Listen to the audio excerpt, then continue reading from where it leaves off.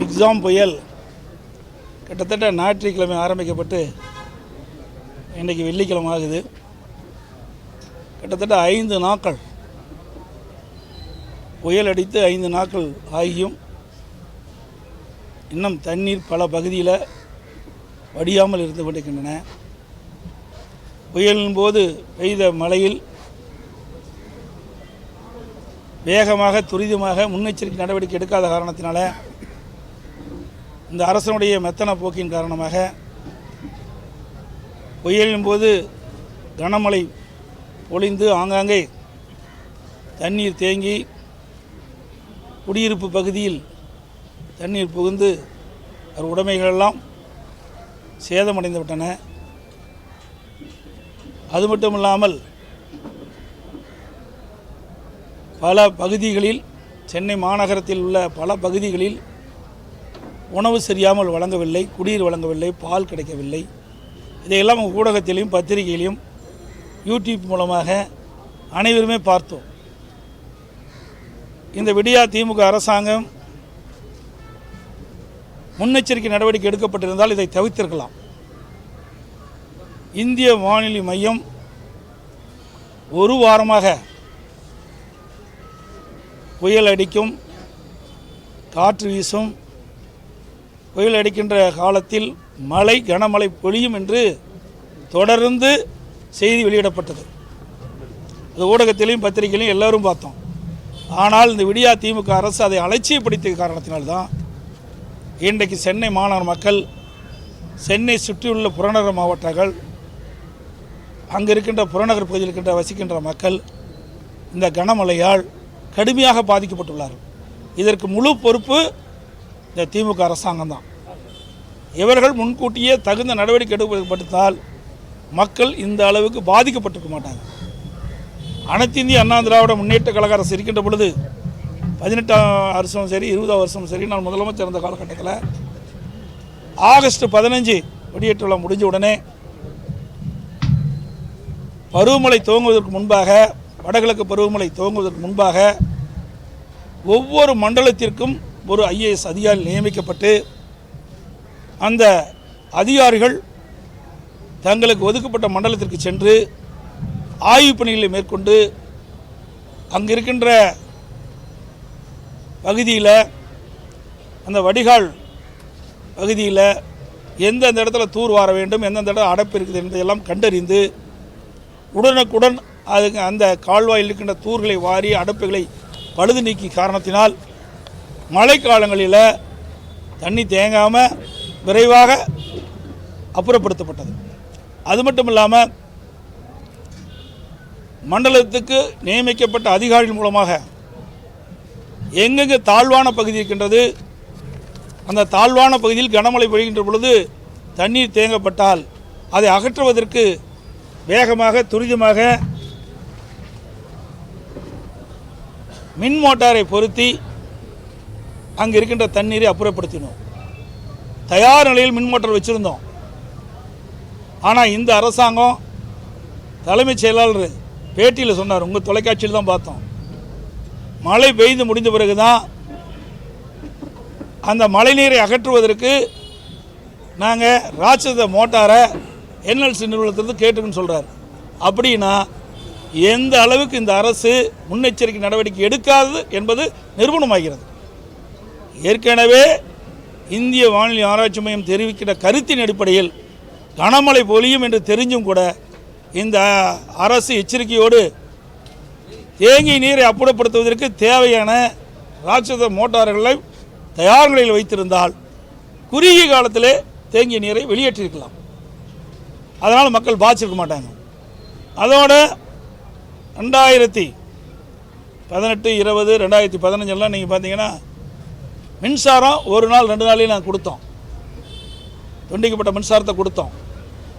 அதிமுக அரசாங்கம் இருக்கின்ற பொழுது பூமிக்கடியில் கேபிள் பதிச்சிட்டோம், விபத்து குறைஞ்சிட்டது.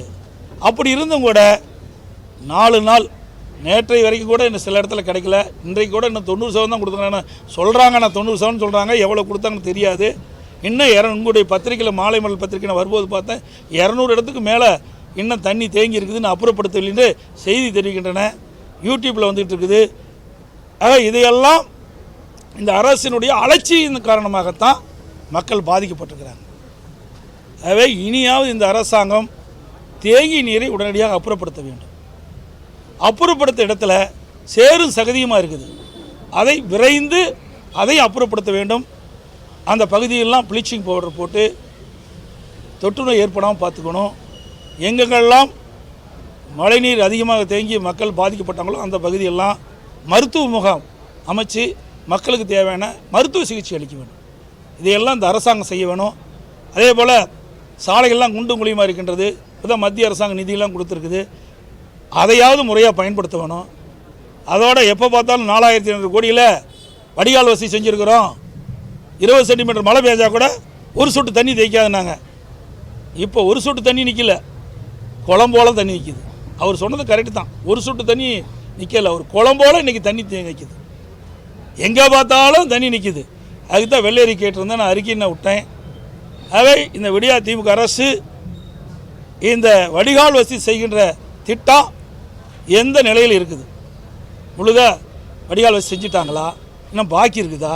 இது மக்கள் தெரிந்து கொள்வதற்காக வெள்ளை அறிக்கை வெளியிடப்பட வேண்டும். ஏனென்று சொன்னால் திமுக ஆட்சிக்கு வந்த உடனே நாங்கள் எந்த காலத்தில் எவ்வளோ மழை பெஞ்சாலும் சென்னை மாநகரத்தில் தண்ணீர் தேங்காமல் பார்த்துக்கிறோம், அதுக்கு வடிகால் வசதி செஞ்சுருக்கிறோம் அப்படின்னு வீரவசனம் பேசிக்கிட்டு இருந்தாங்க. ஆனால் இன்றைக்கி எங்கே பார்த்தாலும் தண்ணி தேங்கி இருக்குது. தண்ணி தேங்காத இடமே கிடையாது.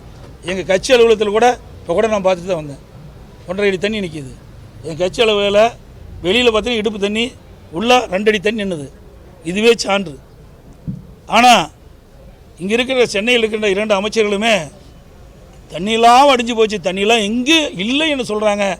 ஆனால் ஊடகத்திலையும் பத்திரிகைகளையும் யூடியூப்லேயும் எங்கெங்கே தண்ணி இருக்குதுன்னு சொல்லி மக்கள் எரிஞ்சு விழுகிற காட்சி நாம் பார்க்குறோம். இதுதான் நிலைமை. இன்றைய தினம் அனைத்து இந்திய அண்ணா திராவிட முன்னேற்ற கழகத்தைச் சேர்ந்த மாவட்ட கழக செயலாளரை வரவழைத்தோம்.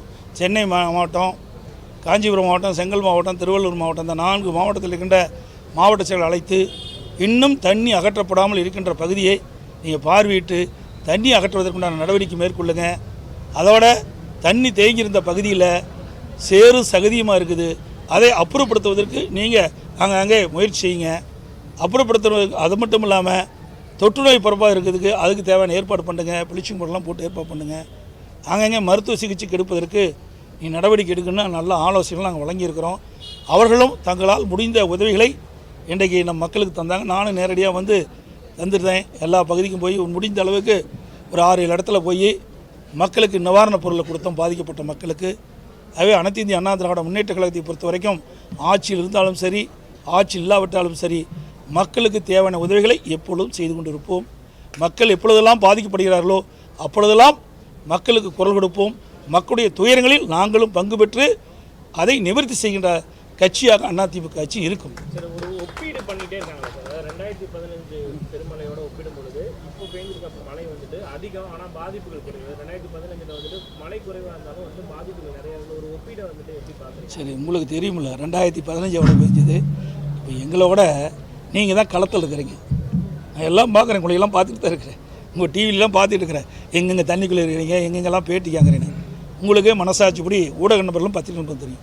3 நாட்கள் தொடர் மழை, என்றைக்கும் இல்லாத அளவிற்கு, 40 ஆண்டு காலம் இல்லாத அளவிற்கு 2015 கனமழை பெய்ஞ்சுது. எங்கேயும் வெளியே போக முடியல. அதோட புயல் வேகம் அதிகம். அதனால் 6 லட்சம் மரங்கள் வேரோடு சாஞ்சுது. மின்கம்பங்கள்லாம் சாஞ்சு விட்டுது. ஒரு இடத்துலேருந்து மற்ற இடத்துக்கு போகவே முடியாது. அப்படிப்பட்ட நிலைமையில் கூட மரங்களெல்லாம் அப்புறப்படுத்தி மின்கம்பங்கள்லாம் சரி செஞ்சது. உடனுக்குடன் மின்சார துண்டித்ததில் மின்சாரம் கொடுத்து, மக்களுக்கு தேவையான உணவுகள் கொடுத்து, பால் கொடுத்து, அவர்கள் தங்குவதற்கு முகாம்கள் ஏற்பாடு செஞ்சு, மருத்துவ வசதி செய்து, எல்லாமே செஞ்ச அதிமுக ஆட்சியில். ஆனால் இப்போ எதுவுமே கிடையாது. புயல் அடிச்சுது, ஆனால் பெரும் சேதம் கிடையாது. பேரளவுக்கு மரம் சேதம் கிடையாது. பத்திரிகையிலே பார்த்தா ஒரு 340 மரம் தான் சாஞ்சிருக்கிறதா சொன்னாங்க. 6 லட்சம் மரம் எங்கே அதிமுக ஆட்சியில் 2015 புயல் அடித்ததின் விளைவாக 6 லட்சம் மரம் சாஞ்சிருக்குது. இன்றைக்கி வெறும் 350 மரம் தான் சாஞ்சிருக்குது. அதாவது சாலையிலே போக முடியாத ஒரு சூழ்நிலை. இப்படிப்பட்ட நிலைமையில் கூட அதிமுக அரசு வேகமாக துரிதமாக செயல்பட்டதின் விளைவாக மக்களுடைய பாதிப்பை குறைச்சோம். மக்களுடைய சிரமங்களை நாங்கள் குறைச்சோம். இன்றைக்கி அப்படி இல்லை. ஒரு வாரத்துக்கு முன்பாகவே மழை பொழியும் என்று சொல்லிக்கொண்டே இருக்கிறாங்க. ஆனால் இதில் பொருட்படுத்தவே இல்லை. நான் முதலமைச்சர் இருக்கும்போது நான் செஞ்ச மாதிரி செஞ்சுருந்தா இந்த பிரச்சனைக்கே இடமில்லாமல் இருக்கும். அதோட எப்போ பார்த்தாலும் 4200 கோடி திட்டத்தில் நாங்கள் செயல்பட்டு சொல்கிறோம். இவர் 4200 கோடியில் செயல்படல. அதிமுக ஆட்சி இருக்கின்ற பொழுது சென்னை மாநகர பகுதியில் 2400 கிலோமீட்டர் வடிகால் வசதி செய்யப்படும் என்ற திட்டத்தை தீட்டி அதன் மூலமாக கிட்டத்தட்ட 1240 கிலோமீட்டர் நாங்கள் செயல்படுத்தினோம். அதற்கு பிறகு ஆட்சி மாற்றம் ஏற்பட்டது. ஆட்சிக்கு வந்தவர்கள் இவர்கள் செயல்பட்டு இருந்தாங்க. நாங்கள் செயல்பட்டு விட்டதை தான் இவர் செயல்பட்டாங்க. இவர்கள் புதுசாக எந்த திட்டத்தையும் கொண்டாடல. ஏற்கனவே அனைத்து இந்திய அண்ணா திராவிட முன்னேற்ற கழகம் ஆட்சியில் இருக்கின்ற காலத்தில் இந்த வடிகால் வசதி செய்து கொடுப்பதற்காக ஆசிய வளர்ச்சி வங்கி, உலக வங்கி திட்டத்தின் மூலமாக நிதியை பெற்ற அரசாங்கம் அதிமுக அரசாங்கம். ஆட்சி மாற்றம் ஏற்பட்ட பிறகு 2.5 ஆண்டு காலமாக இந்த திட்டத்தை முடிக்காமல் ஆமை வேகத்தில் நடத்தி முழுமை பெற்றதா இல்லையா நிலவரமே தெரியல. அதுக்கு தான் வெள்ளையறி கேட்டுக்கிறேன். இதுதான் நிலைமை.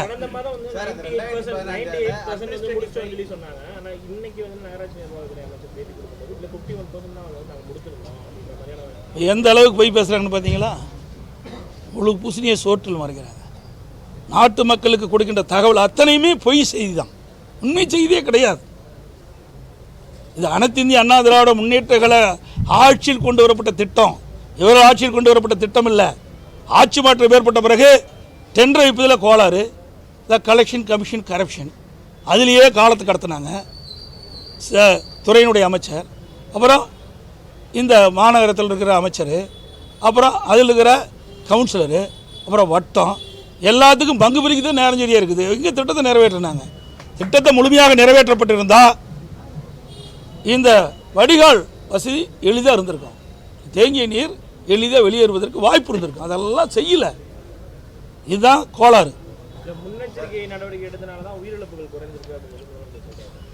நான் தான் சொல்கிறேன், என்ன போனதற்கு என்ன உயிரிழப்பு இருந்தால் இன்றைக்கி என்ன கம்மியாக இருக்குதா? இப்போ 2 பேர் உயிரோடையே போயிட்டாங்க. இன்ன வரைக்கும் எடுக்கவே இல்லையே. இன்ன வரைக்கும் என்ன ஆச்சுனானே தெரியலையே. அதுக்குண்டான முயற்சியா எடுத்துட்டாங்களா? எப்போ எடுத்தாங்க? இன்னைக்கு ஈவினிங். எத்தனை நாள் கழிச்சு? எவ்வளோ நாள் கழிச்சு எடுத்துருக்குறாங்க? 5 நாள். அப்படின்னா சாதாரண மக்களுடைய உயிர் பொருட்டல்ல. சொல்லுங்க பார்க்கலாம். 5 நாட்களாக புதையுண்டவர்களை இன்று தான் மீட்கப்பட்டு சொன்னால் இந்த அரசாங்கத்தினுடைய அவலங்கள் நாட்டு மக்கள் தெரிய வேணும். எந்த அளவுக்கு இந்த அரசாங்கம் மெத்தனமாக இருக்கின்றது. உடனுக்குடன் புதையுண்டவர்களை அதை தோண்டி எடுத்திருக்க வேணுமல்ல.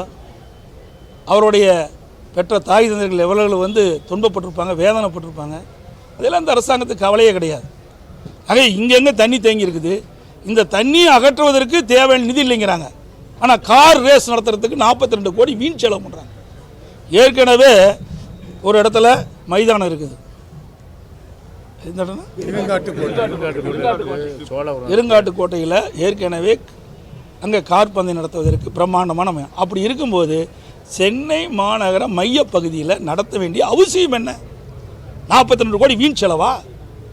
அந்த பணத்தை இந்த பாதிக்கப்பட்ட பகுதியில் தேங்கி இருக்கின்ற நீரை அப்புறப்படுத்த பயன்படுத்தியிருந்தால் நல்ல அரசாங்கம். எழுதாத பேனாவை 85 கோடி போட்டு நடுக்கடலில் கொண்டு வைக்கிறேங்கிறார். யார் விட்டு பணம்? இரவு பகல் பாராமல் மக்கள் உழைத்து வரி செலுத்துகின்ற வரி பணத்தில் இவர் விளம்பரம் தேடிக்கொள்ள வேணுமா? இப்படி சொந்த விளம்பரத்திற்காக இந்த பணத்தை ஊதாரித்தனமாக செலவு பண்ணணுமா? இதெல்லாம் மக்கள் கேள்வி கேட்குறாங்க. வருகின்ற நாடாளுமன்ற தேர்தலில் இதுக்கெல்லாம் தகுந்த பதிலை மக்கள் கொடுப்பாங்க. இந்த உணவு கிடைக்கிற பால் நிறைய பேர் நின்னதே கடந்த 4 நாட்களாக பாருங்க. இன்னைக்கு கொஞ்சம் ஓரளவுக்கு நிலைமை சீராக இருக்குது. இந்த விஷயத்தில் அதிமுக எப்படி இதாங்க? இதெல்லாம் திட்டமிட்டு செய்யலும் தான் இந்த பிரச்சனையே இருக்குது. ஏன்னா எல்லாமே டைரி இருக்குது, ஆவின் நிறுவனம் இருக்குது, பால் பவுடர் இருக்குது. ஏற்கனவே 1/2 கிலோ போட்டு கட்டி வச்சுருந்தா, முன்னெச்சரிக்கையாக செஞ்சு வச்சுருந்தா உடனுக்குடன் பால் பவுடர் கொடுத்துருக்கலாம். பால் கூட கெட்டு போயிடும், வச்சுருக்க முடியாது, ரொம்ப நேரம் வச்சுருக்க முடியாது. பால் பவுடர் இருந்தால் குழந்தைகளுக்கு கொஞ்சம் கொஞ்சமாக காய்ச்சி கொடுத்துருக்கலாம். அதையும் செய்ய தவறிட்டாங்க. ஆக இதையெல்லாம் முன்னேற்பாடை செஞ்சுருக்கணும் இந்த அரசாங்கம்.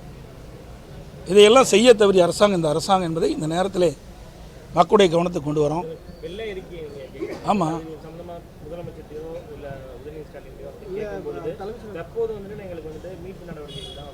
ஆமாம், பேசுனாங்க விரும்பல எதிர்த்து வராங்க. அவி பேசும்போது அரசியல் பேசலாம், நாங்கள் பேசலாம் அரசியல், இது நான் அரசியலே பேசலாம்.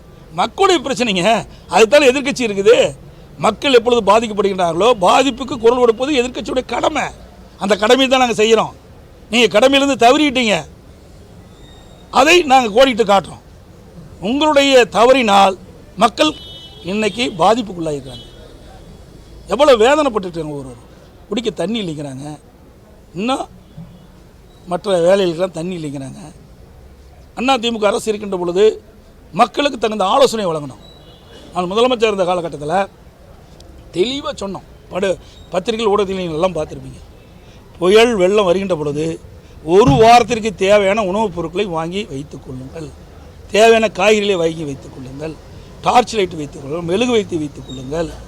அதோட ஆவணங்கள், முக்கிய ஆவணங்களை பத்திரமாக எடுத்து வைத்துக் கொள்ளுங்கள். நம்முடைய பள்ளியில் படிக்கின்ற மாணவர்களாக இருந்தால் புத்தகத்தை பத்திரமாக வச்சுக்கிங்க. அப்புறம் குடி தண்ணீரை தயார் பண்ணி வச்சுக்கங்க. நீங்கள் ஏதாவது மேல்நிலை தொட்டி இருந்தால் குடிநீரை நிரப்பி வச்சுக்கங்க. இதையெல்லாம் ஆலோசனை வழங்கணும். என்ன கொடுத்தாங்க இந்த அரசாங்கம்? ஒரு பொம்மை முதலமைச்சர், அவ்வளவுதான். பாரு பார்ப்பாரு போயிடுவார், அவ்வளோதான். யார் எப்படி போனால் அதை பற்றி என்ன கவலை? இதையெல்லாம் ஒரு ஆலோசனையாக மக்களுக்கு கொடுக்கப்பட்டிருந்தால் மக்கள் முன்னெச்சரிக்கையாக இந்த உணவுப் பொருளை வாங்கி வச்சுருப்பாங்க. இந்த உணவுக்கு இவ்வளவு திண்டாட வேண்டிய அவசியம் ஏற்பட்டிருக்காது. ஒரு வாரமாக சொல்லிட்டு இருக்காங்க. இன்றைக்கி இந்திய வானிலை ஆராய்ச்சி மையம் ஒரு வாரமாக உங்கள் தொலைக்காட்சியில் பேட்டி எடுத்து போட்டுக்கிட்டே இருக்கிறீங்க அந்த அதிகாரிகிட்ட இருந்து. இதையாவது இந்த அரசாங்கம் ஒழுங்காக செஞ்சுருக்கணுமா வேண்டாமா? அதையும் செய்ய தவறிட்டாங்களே. அதுதான் நாங்கள் எதிர்க்கட்சிங்கிற முறையில் இதை நாங்கள் வைக்கிறோம். சார், சென்னையில் பல்வேறு இடங்களில் மேயர் முதல் அமைச்சர்கள் வரை பொதுமக்களே போயிட்டு வந்து பார்க்கலன்னு சொல்லி முற்றுகையிடுறாங்க. தொடர்ந்து இந்த சம்பவம் நடந்துட்டு இருக்கு. எப்படி சார் பார்க்குறது? நீங்கள் எப்படி பார்க்குறீங்க? நீங்கள் தான் சொல்ல வேணும். எல்லா இடத்துக்கும் நீங்கள் தான் போயிட்டு இருக்கிறீங்க. நாங்கள் ஒரு இடத்துக்கு போய் ஒரு இடத்துக்கு போகிறதுக்கு 1.5 மணி நேரம் ஆகிடுது. ஆக மக்கள் இன்றைக்கு இந்த கனமழையால் கடுமையாக பாதிக்கப்பட்டுட்டாங்க. அவருடைய எதிர்ப்பை காட்டுறாங்க. இந்த மாநகராட்சி முன்னெச்சரிக்கை நடவடிக்கை எடுக்கப்பட்டிருந்தால் இந்த நிலைமைக்கு மக்கள் ஆளாயிருக்க மாட்டாங்க. அதனால தான் அந்த கோபத்தை வெளிப்படுத்திட்டு இருக்கிறாங்க. இடைத்தேர்தலாக இருந்த ஒரு கட்சியை சார்ந்த எல்லாரும் அந்த பகுதியில் இருந்து களப்பணியாடுறாங்க. விசாரிச்சு வரும்போது ஏன் அதை செய்ய மறுக்கிறாங்க, ஏன் செய்ய தவறுறாங்கன்ற ஒரு கேள்வி பொதுமக்கள் வெகுஜன. அதாவது இடைத்தேர்தல் இல்லை, இது மக்களுடைய பிரச்சனை. நாங்கள் முன்னிருந்து நடத்தணும். எங்கள் மாவட்ட செயலர்லாம் அங்கங்கே களத்தில் இருந்தாங்க, உங்களுக்கு தெரியுமில்ல, எல்லா இடத்துலையும் இருந்தாங்க. இது எதிர்க்கட்சி, அதில் அரசாங்கம் எந்திரம் இருக்குது, உடனே சொன்ன உடனே எல்லாம் செய்ய முடியும். நாங்கள் அப்படி இல்லை, நாங்களாக எங்களுடைய உழைப்பை கொடுக்குறோம். உங்களுக்கு தெரியும், அங்கே இருக்கின்ற மாவட்ட செயலாளரும் கழக நிர்வாகிகளோ தங்களுடைய சொந்த பணத்தில் இருந்தால் எங்களால் முடிஞ்ச நிவாரணத்தை கொடுக்குறோம். நான் முழுமையாக செய்ய நாங்கள் சொல்லலை. மக்களுக்கு என்ன தேவை, அவசர தேவை. பால் கொடுத்தாங்க, பன்னு கொடுத்தாங்க, சாப்பாடு கொடுத்தோம், பெட்ஷீட் கொடுத்தோம், பிஸ்கட் பாக்கெட் கொடுத்தோம், அரிசி கொடுத்தோம். அனைத்து இந்திய அண்ணா திராவிட முன்னேற்ற கழகத்தை பொறுத்த வரைக்கும் நான் ஏற்கனவே குறிப்பிட்டேன். ஆட்சி அதிகாரத்தில் இருக்காக மட்டும் இல்லை, ஆட்சி அதிகாரத்தில் இல்லாத போதும் மக்களுக்கு ஏதாவது துன்பம் ஏற்பட்டால், சோதனைகள் ஏற்பட்டால், இப்படிப்பட்ட இக்கட்டான நிலை வருகின்ற பொழுது அவர்களுக்கு எங்களால் முடிந்த உதவிகளை எப்பொழுதும் நாங்கள் செய்து கொண்டு தான் இருக்கிறோம். இப்பொழுதும் செய்துக்கிட்டு தான் இருக்கிறோம். பேசிகிட்டு இருக்கிறோம். இனிமேல் போய் அவரெல்லாம் ஏற்பாடு பண்ணுறாங்க. ஏற்கனவே ஏற்பாடு பண்ணுறாங்க. இப்போ இது மட்டும் இல்லை, அறிவிச்சவர் எஸ்பி வேலுமணி அவர்கள் 30 லட்சம் ரூபாயில் அங்கே இருக்கிற நிவாரணப் பொருளை அனுப்பி வைக்கிறாங்க. எந்தெந்த பகுதியில், சென்னை மாநகர பகுதியில் எந்தெந்த பகுதியில் அதிக மக்கள் பாதிக்கப்பட்டிருக்காங்களோ அந்த பகுதிகளுக்கு அந்த நிவாரணப் பொருள் வழங்கப்படும். அதோடு எங்களுடைய மாவட்ட செயலர்கள் பல பகுதியில் ஏற்பாடு செஞ்சுருக்கிறாங்க. அந்த நிவாரணப் பொருள் கொடுப்பதற்கு மக்களுக்கு, பாதிக்கப்பட்ட மக்களுக்கு அந்த நிவாரணப் பொருள்கள் நாளை தினம் வழங்கப்படும். ஓகேண்ணே.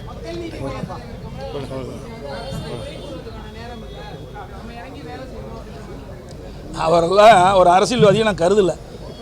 ஏன்னா அன்னைக்கு என்ன சொன்னார், இன்றைக்கி எம்பி தேர்தல் வருது, திமுக சார்பாக நிற்க போகிறார். அதுக்காக இப்படிப்பட்ட ஒரு அறிக்கை விட்டுப்பாரு தான் நான் பார்க்குறேன். ஏன்னா அப்பப்போ அறிக்கை மாற்றிக்கிறார். பச்சைவந்தி கூட கொஞ்சம் நேரம் கழித்து தான் கலர் மாறும். அதுக்கு மேலே விரைவாக கலர் மாறுகின்ற தலைவர் அவர். ஏன்னா அவருடைய கட்சியில் பல பேர் வெளியில் போயிட்டாங்க, அவர் ஒருத்தர் தான் போய் இருப்பார்னு நினைக்கிறேன். அதனால் அவர் கொடுக்குற அந்த கருத்துக்கு நம்ம செவிசாய்க்க வேண்டிய அவசியம் இல்லை என்று நான் கருதுகிறேன். பாதிப்பு குறித்து சமூக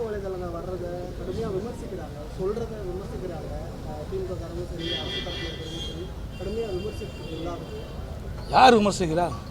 பப்ளிக் போடுறாங்க இந்த மாதிரி இதாங்க இப்போ ஒருத்தர் பாதிக்கப்பட்டா அந்த பாதிக்கப்பட்டவருடைய குமரலை வெளிப்படுத்துகிறாங்க, அவ்வளவுதான். அதே இன்றைக்கி அரசாங்கம் எச்சரிக்கையாக, நான் சொன்னேன்ல இதெல்லாம், இந்த எச்சரிக்கை மக்களுக்கு கொடுக்கப்பட்டிருந்தா மக்கள் அதுக்கு தயாராக இருந்திருப்பாங்க. உணவுக்காக தேட வேண்டிய அவசியம் இல்லை. அதையெல்லாம் முன்னெச்சரிக்கை நடவடிக்கை எடுக்காத காரணத்தினால மக்களுடைய எதிர்ப்பை இந்த வலைதளம் மூலமாக வெளிப்படுத்துகிறாங்க. இதுதான் நிலைமை.